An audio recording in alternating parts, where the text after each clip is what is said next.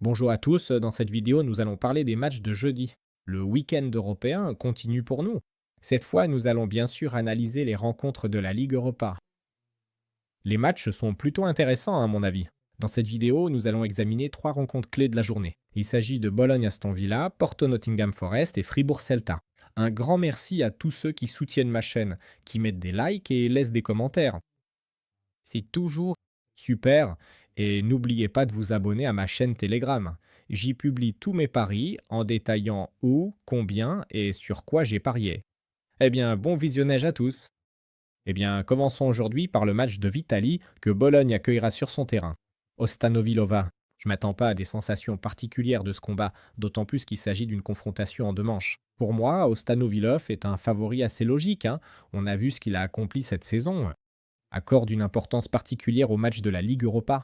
Et malgré cela, ils arrivent aussi à bien équilibrer en Première Ligue, puisqu'ils sont en zone Ligue des Champions et restent une équipe compétitive à ce niveau. Et rien que pour ça, il faut féliciter l'équipe d'Unai Emery, car tout le monde se souvient de la phase initiale de la saison, hein. Je me souviens très bien à quel point ils l'avaient raté. Peu de gens leur donnaient une chance, certains, peu de pronostics optimistes étaient faits concernant cette équipe, mais Unai Emery a plutôt bien géré la pression et a optimisé l'effectif. Les transferts qu'ils ont réalisés n'ont peut-être pas tous été des réussites, mais Aston Villa obtient des résultats, et c'est ça le plus important. Et lors du match contre Bologne, ce seront bien sûr les qualités tactiques de génie d'Unai Emery qui passeront au premier plan, lui qui sait parfaitement stabiliser le jeu. Oui, Aston Villa n'est pas considéré comme une équipe vraiment super impressionnante à l'extérieur sur la durée, mais lors de certains matchs, surtout en Ligue Europa, on voit qu'ils savent bien mettre l'accent là où il faut, et en principe, ils obtiennent des résultats.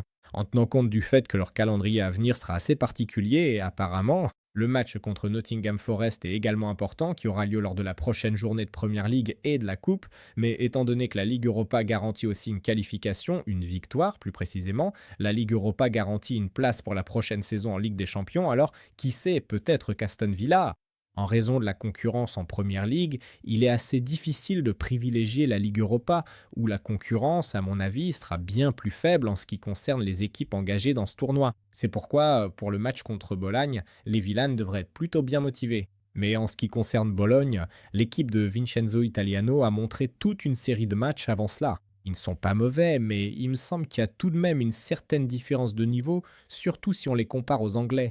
Peut-être qu'à domicile, ils arriveront à ne pas perdre, comme d'habitude, en mettant en place un jeu défensif assez efficace, mais même cela, à mon avis, pourrait ne pas suffire, même lors du premier match, pour obtenir un résultat, ne serait-ce qu'un match nul.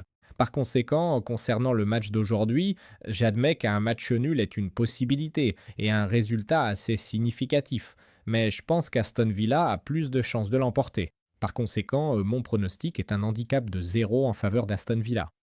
Notre prochain match du jour se poursuit également. Ligue Europa. Porto sera accueilli sur le terrain de Nottingham Forest. En ce qui concerne cette confrontation en particulier, ni Porto ni Nottingham Forest ne me semblent être des favoris évidents pour la victoire en Ligue Europa, car Nottingham va devoir livrer une lutte assez difficile pour se maintenir. Leur maintien en première ligue anglaise, ce qui va forcément impacter leur calendrier à venir. Dans ce qui concerne Porto, on voit que l'équipe se concentre principalement sur les matchs du championnat national où ils ont de réelles chances de lutter pour le titre. Et comme on le sait très bien, la Ligue Europa est pour eux une compétition secondaire. Pour les clubs portugais, les matchs en Coupe d'Europe sont souvent... C'est une très bonne occasion d'augmenter la valeur de leurs joueurs, mais on voit souvent que, surtout lorsque des équipes portugaises jouent en Ligue Europa, en Ligue conférence, etc., souvent, ces matchs qui se jouent au Portugal sont vraiment des rencontres de gala, spectaculaires, et se terminent fréquemment avec beaucoup de buts. Et si l'on regarde tous ces matchs que Porto a joués cette saison, y compris pendant toute la phase de groupe, on a justement vu un Porto pas vraiment équilibré.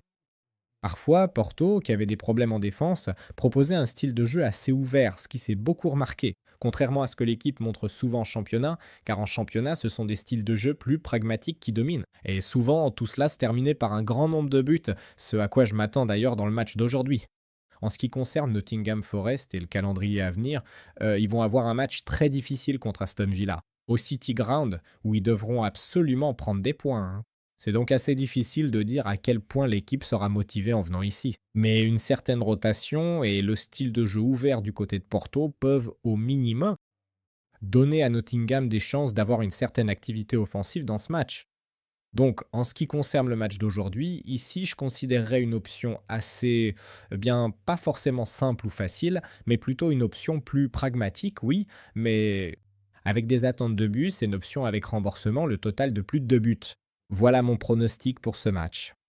Le prochain match d'aujourd'hui, il continue également pour nous. Ligue Europa, Fribourg va recevoir le Celta sur son terrain. En ce qui concerne ce match, les Allemands sont logiquement considérés comme favoris ici, et tout cela est lié à la situation d'effectif actuelle du Celta pour ce match.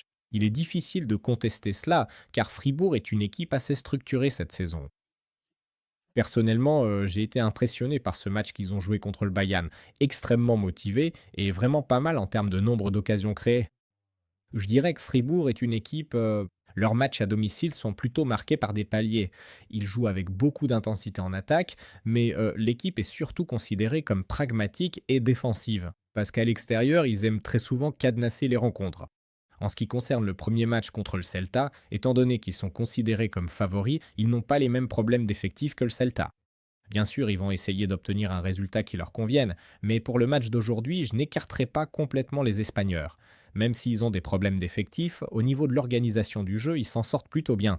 On peut donc s'attendre, au minimum, à ce que le Celta se replie en défense. Oui, pour l'instant, le Celta n'est pas du tout associé à une équipe défensive, car cette saison, il propose un football assez offensif et actif.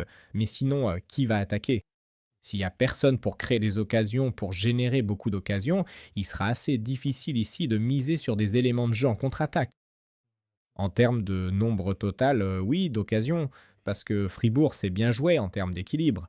Même s'ils peuvent très bien attaquer, ici le Celta s'en sort plutôt bien. C'est possible. Voilà une option pour ainsi dire. Activer le repli défensif, se recentrer au milieu de terrain ou insister sur le contrôle du ballon. D'autant plus que tout se passe très bien pour eux en championnat, hein. Là-bas, il y a une sorte de lutte, disons-le ainsi, un peu éphémère pour la zone des places européennes. Mais en Ligue européenne, ils peuvent aller beaucoup plus loin. Et en principe, obtenir là-bas quelques points de coefficient pour leur pays et ainsi de suite. Je ne considère pas le Celta comme l'un des favoris de ce tournoi, mais ils peuvent faire du bruit et aussi créer certains problèmes. Et je n'écarterai pas non plus Fribourg. Parfois, le style allemand, comme nous le savons très bien, même si les Allemands ont parfois des jeux assez efficaces en championnat, ils ne sont pas toujours aussi performants sur la scène européenne. C'est pourquoi, qui sait, Fribourg pourrait aussi surprendre lors du match d'aujourd'hui. Donc, en ce qui concerne la perspective générale de ce match, il y a pour moi une certaine part de mystère. Mais étant donné que Fribourg aborde ce match avec le statut de favori très clair, je pencherai plutôt pour leur succès potentiel dans cette rencontre, hein. Donc, en ce qui concerne mon pronostic pour ce match, j'envisagerai ici aussi un handicap nul, mais cette fois en faveur de Fribourg.